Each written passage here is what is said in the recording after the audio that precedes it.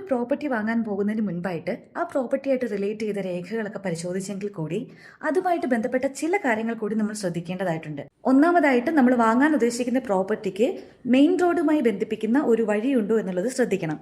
അങ്ങനെ വഴിയില്ലാത്ത പ്രോപ്പർട്ടി ആണെങ്കിൽ ചില ബാങ്കുകൾ ലോൺ പോലും പാസ്സാക്കാറില്ല. രണ്ടാമതായിട്ട് നോക്കേണ്ടത് ആ വസ്തുവിലൂടെ മറ്റാർക്കെങ്കിലും വഴിയവകാശമുണ്ടോ എന്നുള്ളതാണ്.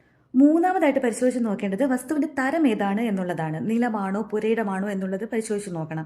നിലമാണ് എങ്കിൽ ചില ബാങ്കുകൾ ലോൺ കൊടുക്കാറില്ല. വീട് പണിയോ മറ്റെന്തെങ്കിലും കെട്ടിടങ്ങൾ നിർമ്മിക്കുകയോ ചെയ്യണമെന്നുണ്ടെങ്കിൽ നിലമാണെങ്കിൽ കുറച്ചുകൂടെ റെസ്ട്രിക്ഷൻസ് കൂടുതലാണ്. ആ വസ്തു ഒരു റെസിഡൻഷ്യൽ ഏരിയയിലാണോ അതോ ഒരു കൊമേഴ്ഷ്യൽ ഏരിയയിലാണോ നിൽക്കുന്നത് എന്നുള്ളത് കൂടി പരിശോധിക്കണം. പിന്നെ ഏറ്റവും പ്രധാനമായിട്ട് നോക്കേണ്ട മറ്റൊരു കാര്യം നമുക്ക് പ്രോപ്പർട്ടി വിൽക്കുന്നത് ആരാണ് എന്നുള്ളതാണ്. പലപ്പോഴും പവർ ഓഫ് അറ്റോർണി ഹോൾഡർമാരായിരിക്കും നമുക്ക് പ്രോപ്പർട്ടി വിൽക്കാറുള്ളത്, അതായത് മുക്തിയാറുള്ള ആളുകൾ. ഇദ്ദേഹത്തിന് വിൽക്കുന്നതിനുള്ള റൈറ്റ് ഈ പവർ ഓഫ് അറ്റോർണി മൂലം കൊടുത്തിട്ടുണ്ടോ എന്നുള്ളത് പരിശോധിക്കേണ്ടത് അത്യാവശ്യമാണ്. ഞാൻ നേരത്തെ പറഞ്ഞതുപോലെ തന്നെ ഇത്രയും കാര്യങ്ങൾ പോരാ, ഇനിയും കാര്യങ്ങൾ പരിശോധിക്കാനും ശ്രദ്ധിക്കേണ്ടതായിട്ടുമുണ്ട്. എങ്കിൽ മാത്രമേ റൈറ്റ് ഓണർഷിപ്പ് നമ്മുടെ കയ്യിലേക്ക് എത്തുകയുള്ളൂ.